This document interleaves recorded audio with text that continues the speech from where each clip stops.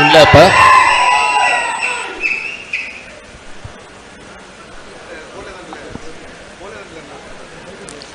ఈరోజు Rayalaseema lift irrigation రాయలసీమకు జరుగుతున్నటువంటి అన్యాయాన్ని ఏ విధంగా వెళ్ళాలి అని చెప్పేసి ముందుకు కార్యాచరణ తీసుకోవడానికి ఇక్కడికి విచ్చేసినటువంటి అనంతపురం జిల్లాకు సంబంధించిన పెద్దలు, వేదిక మీదకు ఉన్నటువంటి కళాకారులకు, ఈ జిల్లా యొక్క మేలుకోలి రాయలసీమ యొక్క మేలు కోరుకునే ప్రతి ఒక్కరికి కూడా పేరు పేరున ధన్యవాదాలు తెలియజేసుకుంటున్నాం. ముఖ్యంగా మన ప్రాంతానికి జరుగుతున్నటువంటి అన్యాయం గురించి, ఏ విధంగా ఇబ్బంది పడుతున్నామనే దాని గురించి, ఈ నీటి మీద మన జీవన ప్రమాణాలు ఏ విధంగా పెరుగుతాయి, ఏ విధంగా ఉంటాయి అనే దానిలకు గతంలో ఇక్కడ ఉన్నటువంటి కరువే దానికి పెద్ద సాక్ష్యం. ఆ కరువుకు ఏ విధంగా మనమంతా ఇబ్బంది పడినామో ఆ రోజులలో పెద్దలందరూ కూడా ఈ రాయలసీమలో జలజీవనం ఉండాలి అనే ఉద్దేశంతో పాదయాత్రలు చేశారు. ఈ రాయలసీమ కోసం ఎంతోమంది ఉద్యమించినారు. ఇదే ప్రాంతంలో ఆత్మహత్యలు జరుగుతూ ఉన్నాయంటే వాటి కోసం భిక్షాటన చేసిన సంఘటనలు కూడా మనమంతా చూసినాం.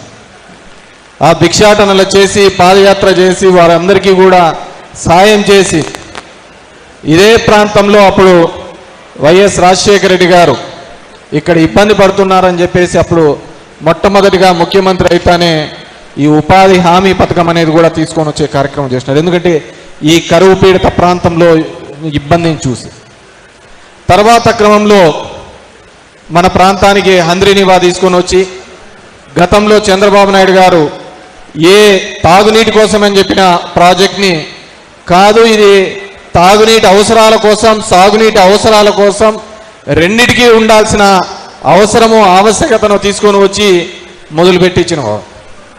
ఇప్పటికీ ఉమ్మడి ఆంధ్రప్రదేశ్ చరిత్రలో ఇరిగేషన్ రంగంలో ఛాంపియన్ ఎవరైనా ఉన్నారు అంటే అది కేవలం ఒక్క వైఎస్ రాజశేఖర రెడ్డికి మాత్రమే దక్కుతుంది తప్ప ఇంకెవ్వరికి దక్కదు. వచ్చిన వాళ్ళంతా దానిలోకి రంగులు అద్దినారు, పెయింటింగ్లు అద్దినారు, వచ్చిపోయినారు. నేను ఇన్ని తెచ్చినా, నేను ఇన్ని చేసినా అని చెప్పి చూపించుకుంటూ పోయిన వాళ్ళే. మొన్న కూడా చంద్రబాబు నాయుడిని చూసాం, వచ్చి నేనే ఇదంతా చేశాను 74 టీఎంసీలు అని చెప్పేసి. అలాంటి ఈ రాయలసీమ ప్రాంతంలో, ఈ గ్రేటర్ రాయలసీమ ప్రాంతంలో ఏ సమస్య వచ్చినా, ఏ ఇబ్బంది వచ్చినా కానీ ఈ ప్రాంతానికి ముందుండాల్సిన, ఫైట్ చేయాల్సినటువంటి నాయకులు ఈ మధ్య జరుగుతున్న అన్యాయాన్ని సరిగ్గా ప్రశ్నించలేకపోతున్నామనే ఒక ఆవేదన కూడా మనందరిలోనూ ఉంది. ఎందుకంటే ఇంతకుముందు రంగయ్యన్న చెప్పినట్టుగా మన ప్రాంతానికి వచ్చిన ఎయిమ్స్ హాస్పిటల్ కటిగా ఇక్కడ ఈ ఉన్నదానిలోనే పేదరికం ఎక్కువగా ఉన్న జిల్లా.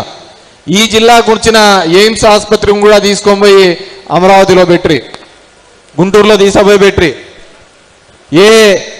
ఏ రాష్ట్రం అయితే అభివృద్ధి అంతా చెందిన తర్వాత మనల్ని అందరినీ కూడా బయటికి పంపించినారు, వికేంద్రీకరణ అనే ఒక నినాదంతో వైఎస్ఆర్ కాంగ్రెస్ పార్టీ అమరావతిని, వైజాగ్ని, కర్నూలు అనే ప్రాంతంలో చేయాలని చూస్తే కర్నూలులో కోర్టు తీసుకొని వస్తే ఆ కోర్టును తీసేసిరి, లా యూనివర్సిటీ తీసుకొని వస్తే లా యూనివర్సిటీ తీసేసిరి, కడపలో బ్యాంకింగ్ రంగానికి సంబంధించి అది తీసేసి ఎక్కడ ఎవరు మాట్లాడలేని సందర్భం.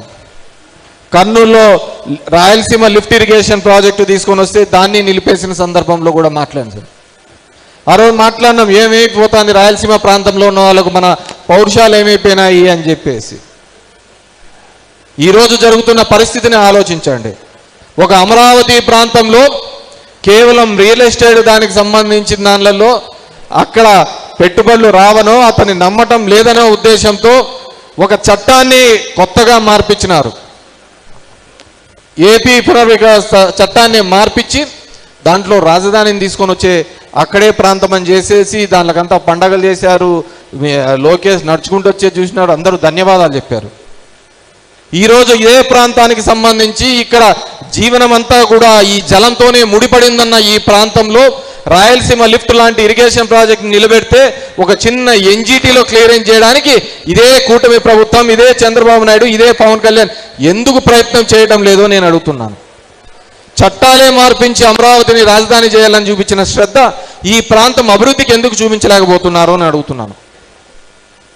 ఈ ప్రాంతం యొక్క సస్యశ్యామలం కావడానికి ఇప్పటికీ మేము ఈ డిసెంబరు జనవరి అయితేనే ఎప్పుడు నీళ్ళు వస్తాయా అని చెప్పేసి పిఏబిఆర్ రైట్ కెనాల్ గట్టుల మీద తిరుగుతున్న పరిస్థితి. ఎవరికి వాళ్ళు రైతులు నీళ్ళు ఎప్పుడు వస్తాయో రావు అని గట్లు తెంచుకున్న పరిస్థితి. అది ఎమ్మెల్యే అయినా కాకపోయినా ఒక ప్రజాప్రతినిధిగా జీవనం ఉన్నాక రైతులతో తిరగాల్సిన అంత కష్టకాలం వచ్చిన పరిస్థితి. ఎప్పుడు ఏమొస్తాయో తెలియని పరిస్థితి, ఇబ్బందులలో ఉంటున్నాం. ఈ ప్రాంతంలో ఇంకా అభివృద్ధి చెందాలంటే ఇప్పుడు అమరావతిలో అంటున్నాడు అది సెల్ఫ్ ఫైనాన్స్ అని. మేము అంటున్నాం ఇదే చంద్రబాబు నాయుడు మా ప్రాంతంలో నీళ్ళు ఇవ్వయ్యా, ఈ రాష్ట్ర ఖజానాకి ఎంత డబ్బులు కావాలో ఈ రైతాంగం తరపు నుంచే మీకు అందరికీ కూడా అందించే కార్యక్రమం చేస్తామని చెప్తున్నాం. ఇక్కడ ఈరోజు ఇండస్ట్రీస్ రావాలన్నా నీళ్ళే రావాలా, ఎక్కడ లేవు, మైదానం లేవు. ఇంత పెద్ద వైశాల్యం ఉండేది ఎక్కడుందంటే ఈ అనంతపురం జిల్లాలోనే ఉంది.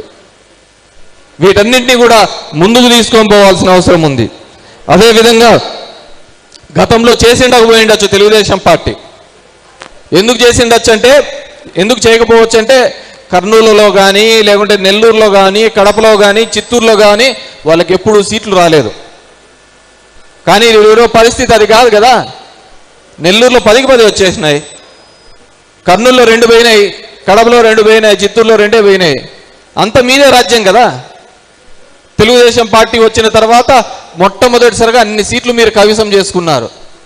ఇకనైనా ఈ ప్రాంతం మీద గురిపెట్టండి, ఈ ప్రాంతాన్ని అభివృద్ధి మీద కాంక్షించండి.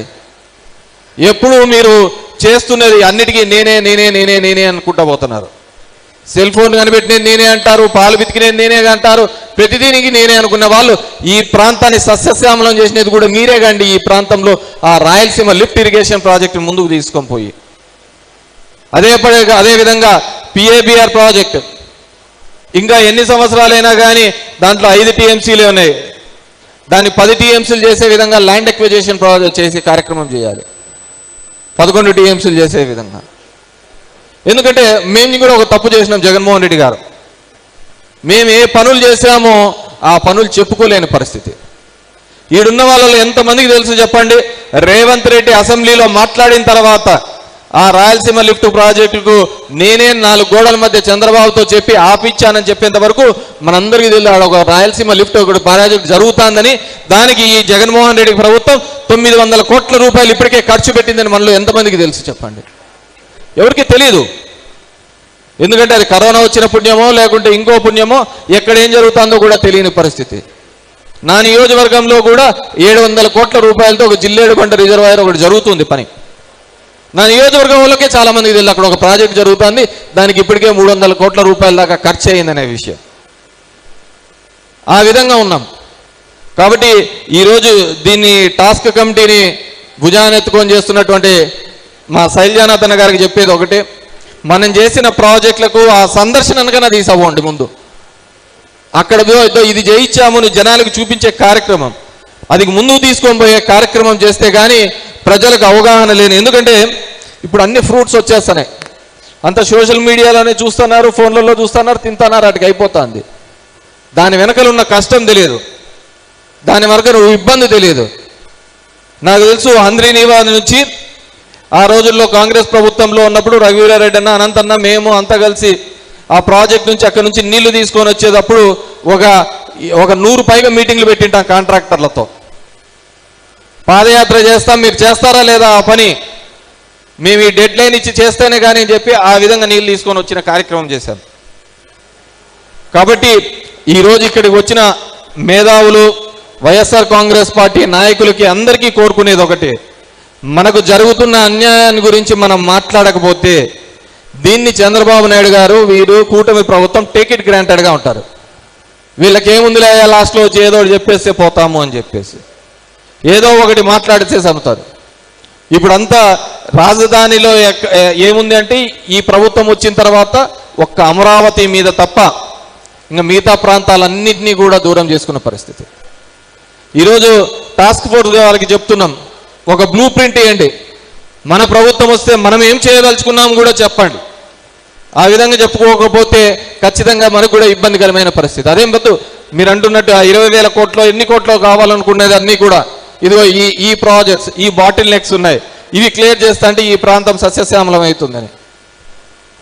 ఇలాంటి ఒక కార్యాచరణతో ముందుకు పోతేనే ఖచ్చితంగా మంచి ఫలితాలు తీసుకొని రావడానికి వీలవుతాయని, దానివల్ల జరిగిన నష్టం ఏమిటి, ఏ విధంగా నష్టం అని చెప్పేసి ఆ ఎత్తు పల్లాల గురించి, ఆ మెజర్మెంట్స్ గురించి మేధావులు అందరూ కూడా మాట్లాడినారు. ఇక మీదట ఈ ప్రాంత ప్రజల్ని జాగృతి చేసుకొని అందరినీ కూడా కలుపుకొని, విద్యార్థి సంఘం కావచ్చు, రైతు సంఘం కావచ్చు, ప్రతి ఒక్కరు కూడా ఉద్యోగ ఉపాధ్యాయులు కావచ్చు, ఎన్జిఓస్ కావచ్చు, అందరినీ కూడా ఏకతాటి మీదుగా తీసుకొని పోవడానికి పెద్దలందరూ కూడా ముందుకు రావాలని, లేకపోతే ఈ ప్రాంతం గురించి చరిత్రలో ఉండిపోతుంది తప్ప భవిష్యత్తు తరాలకు మనల్ని తిట్టడం తప్ప వేరేది ఏమీ ఉండదని చెప్పేసి తెలియజేసుకుంటూ ఈ అవకాశం ఇచ్చిన మీ అందరికీ కూడా మరొక్కసారి ధన్యవాదాలు తెలియజేసుకుంటున్నాం. Thank you very much.